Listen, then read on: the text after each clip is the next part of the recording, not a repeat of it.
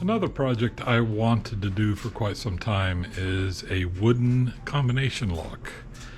And I spent a little bit of time and I made a proof of concept project here.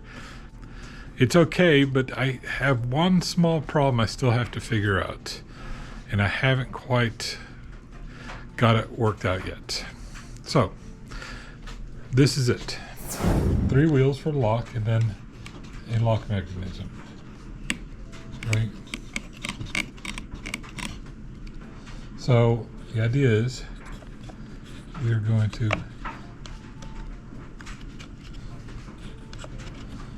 spin around and this is where the roughness comes. I need a brake on this paddle and this paddle, and so far everything I've come up with is sketchy at best. But we spin it around until, and see what happens here. Oh, forgot to go the right direction. And then gets there, and then there, and like I say, these two have to have a brake. This one's solid onto the bar, and then once that's done, we're able to, if we do the combination right, we lock it in. Now, I've got to think on how to deal with keeping these from spinning when I want only this one to move, or this one to spin, not spinning when I want these two to move. And I haven't figured that out yet. I thought by adding this friction pad here would do the trick, but that didn't work. How am I going to resolve it? Well, it's a design fault. The reason why this is failing is a design fault, and let me take this back apart and we will destroy this so we can make better.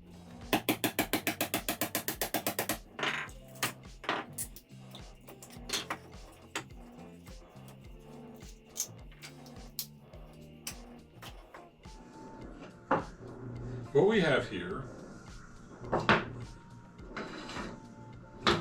is this wheel here is glued to the pivot bar here. And then these two are not. But what happens is, since this pivot bar is what spins, it's, even though they're kind of loose, they're still too firm to keep them from not moving. And I was saying to myself, well, what we could do is put a bungee cord, wrap it around this inside piece here, and resolve that. Problem is that these tabs here, which engage the 3 wheels together, come around and destroy your ability to put a bungee cord there. So that's not going to work. And I was debating on different solutions and had a hard time coming up with one.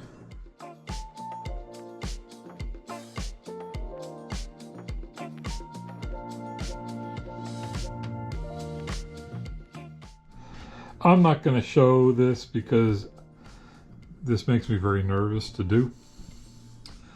But what I've done is that I have a jig here to hold these 2 pieces, which I want to cut off the outside.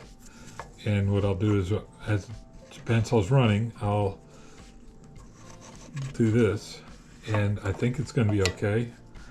I don't think I'm putting myself too much danger. It's still scary. And what I'll end up with is this.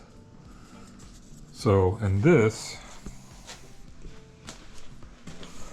will, how's that? Now, it's not perfect. But I think it's going to be perfect enough. So, I'll be right back after I do the other one. Alright, we're just about ready to do the main assembly for the 2 paddles that are going to remain stationary. But first, before I do that, I want to add some wax to the paddles. That way, because when I do the gluing, I don't want the glue to stick to the paddles. So all I'm going to use is just some floor wax and just give them a good waxing. As you can see here, I used a dowel for alignments as I glue it together. Once I had it clamped together, then I pulled the dowel out so it didn't get glued into place. In the morning, we will see how that came out. I have pulled the parts off the clamp and they seem to be gluing up pretty nicely. And we have here a nice smooth transition here. Problem is, even though I waxed this piece here as well, it is stuck. So what I'm going to do is I have this flush cut saw and I'm going to cut in a little bit, try it, cut a little bit more, try it, and if I have to cut this piece off entirely, so be it. So that's the plan.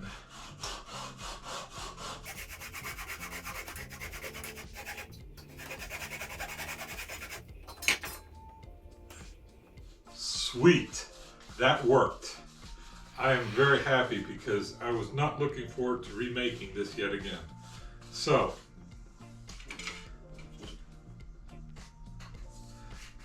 this goes on here, just like that. I think this is going to work. So now the next step is to make a box to hold this whole mess. I've milled some cedar for the outside box, and I'm going to use dovetails. I don't do dovetails very often, so this is an opportunity to practice, and that is, I'll proceed.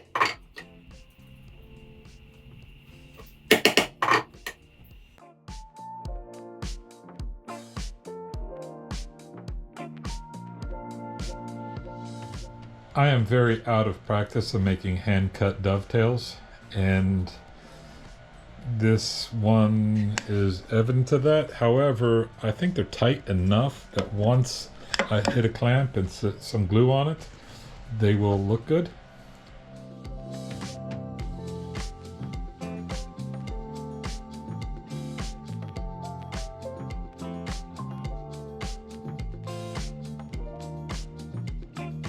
Using my lathe, I created this little knob that's going to fit right on here, just like that. Little dab of tight bond. There you go.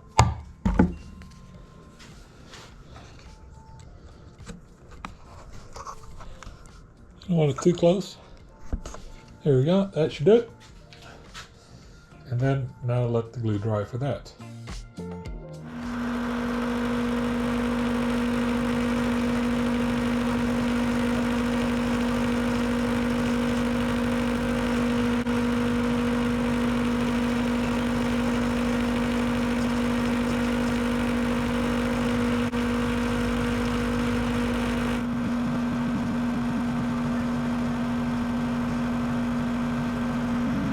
I made this little carriage that is, the intent is to lock into the dealy whackers here, and then also be on a pivot. And I have this out here, and that fits in here. Like so. So now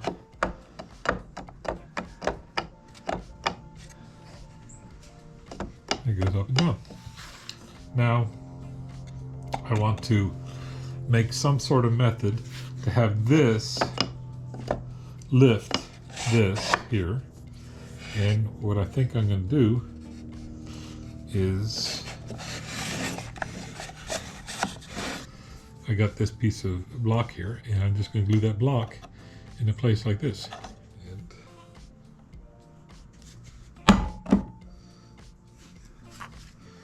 Hope this works.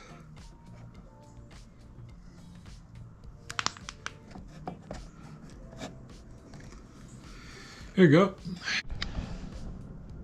All right, the project is completed, and I put a Danish oil finish on it, and wow, this wood got dark. A little darker than I would like, but it's all right in the end. So here's what it is. It's a combination lock. So what we're gonna do is, I left it open on purpose so that you could see the workings of it. This was not supposed to be super secure anyways. So you just twist this until, for some reason, this is wanting to, oh, I see what happened here. Damn it, it broke. Damn it. It failed.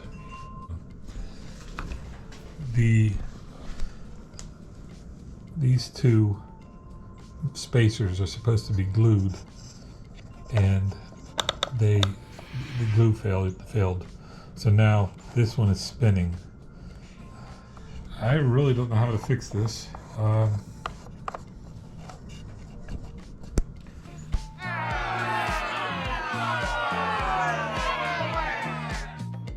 I'm disappointed that this failed. I'm going to go ahead and pull this apart and try it again. Hopefully I won't have to do much. Well, this is how things go sometimes. The combination blocks failed, and I had to pull that apart. But to pull this out, I had to pull out the lever system that does the locking and raising this door. But to pull, once I pulled that out and this out, I noticed that my blocks were in really bad condition, and they really weren't that great of a condition in the first place. So I decided to make new blocks, and this time out of solid wood. And I got them so they fit in here very nicely. All right, and that will work perfectly. However, they're thicker. So, because they're thicker, I have to do new pins on the combinations. And so I had to drill the combination pins out. And I made the center axle a little beefier, which means now I got to increase the size of the hole on the plates. So, you know, you got one project and it just builds and builds and builds until you have basically rebuilt the entire thing. I'm ready now to insert the final spindle, and that's going to fit in like here. And now the tough part is that there's a recessed hole here, and the dowel is going to go in here like that into that recessed hole. But how does one make it fit and glued and dealt with all at the same time? And I think I have a plan, and that is I cut a smaller piece of dowel here, and I'm going to very carefully glue this hole only and not get any glue on here. Have that little pit proud, slide it in, find the hole, and push this dowel through and then into that glue, and push that other dowel out a little bit into the recess, and we should be good. Let's see how that works. All right, this is frustrating. After all that, this part decided it's going to turn again. So here's what I'm going to do is I'm going to run 3 screws into here and secure it. I have these 3 number 6 by 3/4 inch, and these will work perfectly. So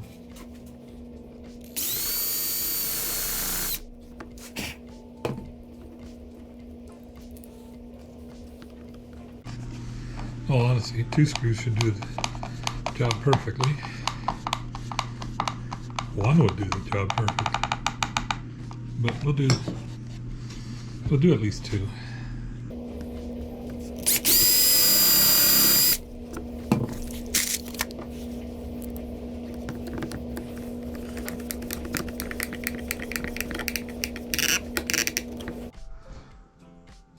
This is how it works. So we're going to twist this around, and this paddle has an armature on it. This is the one that turns with the knob turn, and it hits the lever on this one, which ends up doing this one. And now you're able to turn all 3 paddles until it comes to its point where stop 1. Then you reverse the turn, goes all the way, the first paddle goes all the way around until it hits the stopper on the second paddle, and you're able to go that all the way around. Then you turn it the other direction again, and you go until right there. Okay, then this is, if you did it right, able to go down, which lifts this door, giving you access to open this paddle, and it comes up with a message that you cannot see on camera, which says, "I love you." So, babe, what do you think? Ooh, I like it.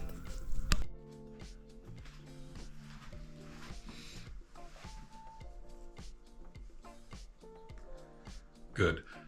Finally, after every woodworking project, you should always count your fingers. You end with 10. Good job. I was wondering if you were ever going to finish this simple and quick project.